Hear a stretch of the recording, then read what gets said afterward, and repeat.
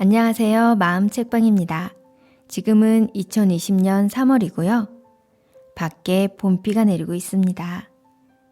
여러분들과 함께 할 책은 괜찮아, 다 잘 되고 있으니까 사이토이토리 지음 강수연 옹김입니다. 출판사는 경향 BP입니다. 시작하는 페이지입니다. 책이 너무 예뻐서 여러분들께 꼭 보여드리고 싶었어요. 여기 이렇게 물방울들이 보이나요? 지금 이렇게 비가 오는 새벽과 정말 잘 어울립니다. 목차도 이렇게 예쁜 물방울로 되어 있습니다. 총 5장으로 구성되어 있는데요. 저는 특히나 여러분들과 함께 제 4장을 중심으로 읽어보려고 합니다. 특히 제 4장에는 행복 진동수에 대해서 나옵니다. 어떤 내용인지 궁금하시죠? 같이 읽어봐요.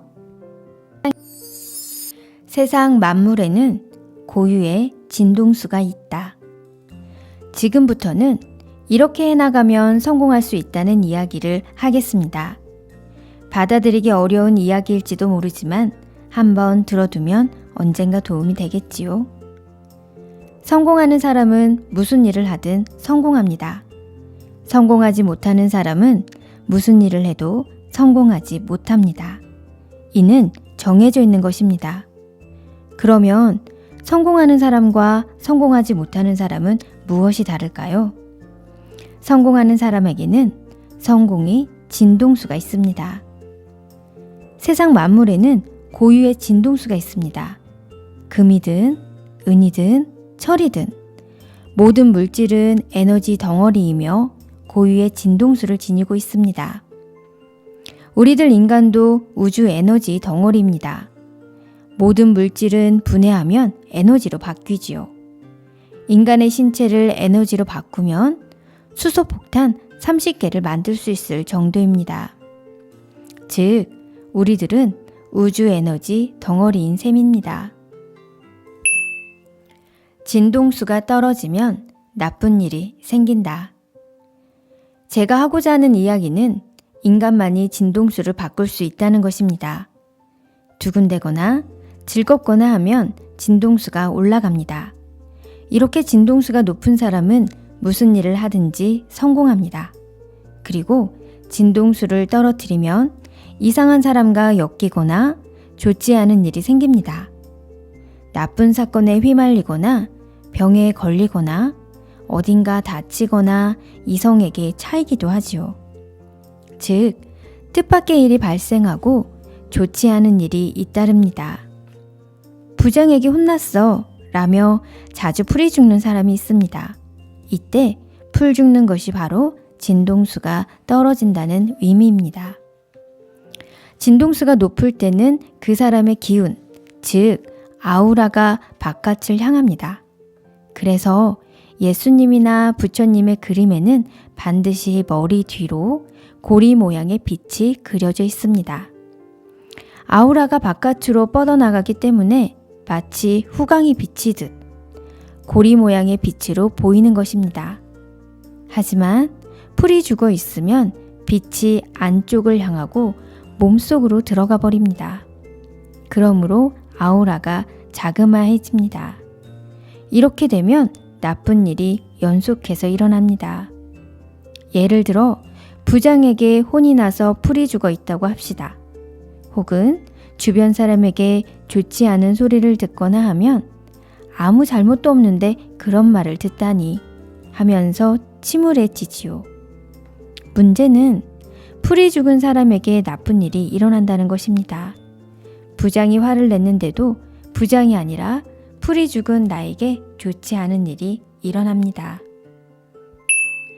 진동수를 어떻게 끌어올릴까?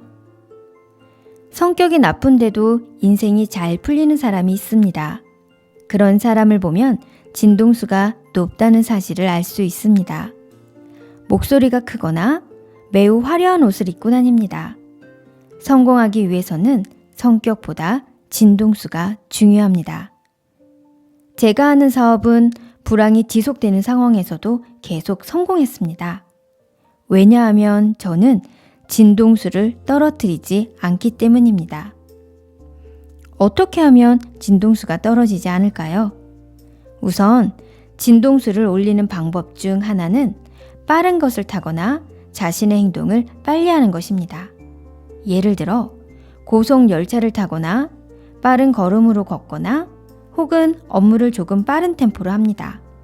속도가 빠른 일을 하면 진동수가 올라갑니다. 그리고 주변 사람에게 객기여도 좋고 허세여도 괜찮으니 씩씩하게 말합니다. 예를 들어 너 부장에게 혼나서 풀 죽었지? 라는 말을 들으면 아니에요, 풀 안 죽었어요 라고 대답합니다.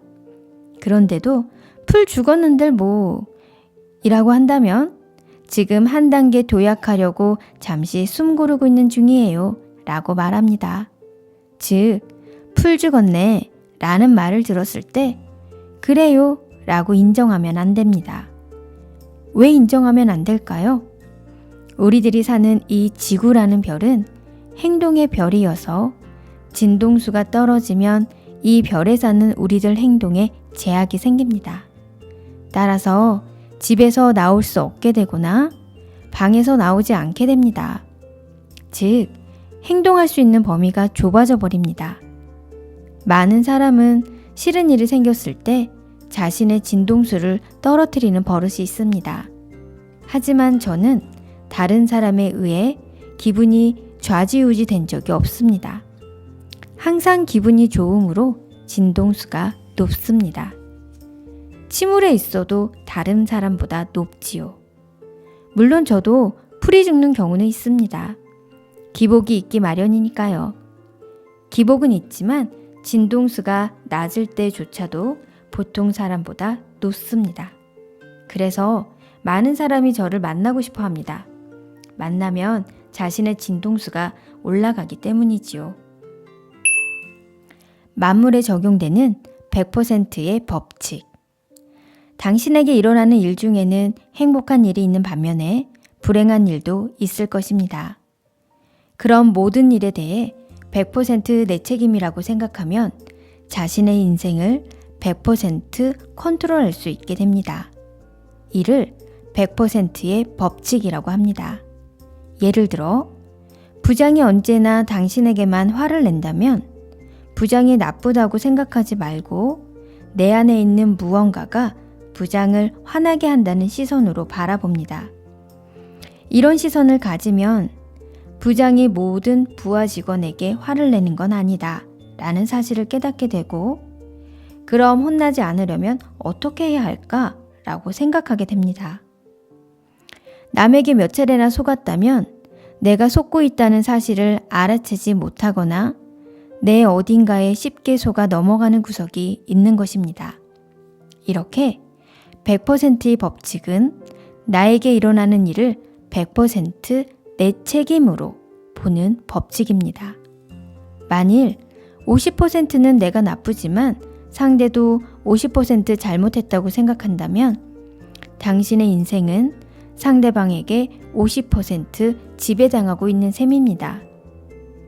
상대가 90% 나쁘다고 여긴다면 상대방이 당신 인생의 90%를 장악하게 됩니다. 하지만 100% 모두 내 책임으로 삼으면 내 인생에 대한 자유도 역시 100%가 됩니다. 그러므로 100% 온전한 자신의 인생을 살고자 한다면 이 100%의 법칙을 알아두면 좋습니다. 인생에서 무슨 일이 일어나든 모든 원인은 나라는 시선으로 바라보세요. 그러면 거기에서 배울 점을 반드시 발견하게 됩니다. 두근두근해야 잘 풀린다. 아무리 해도 잘 안 되네 라고 생각할 때와 왠지 잘 되는데 라고 느낄 때를 비교해 보세요. 마지못해 일하는 사람은 퇴근 시간이 무척 멀게 느껴집니다. 하지만 혼다의 창업자인 혼다 소이치로 씨 같은 사람은 일하다 보면 새벽 3시였다고 합니다.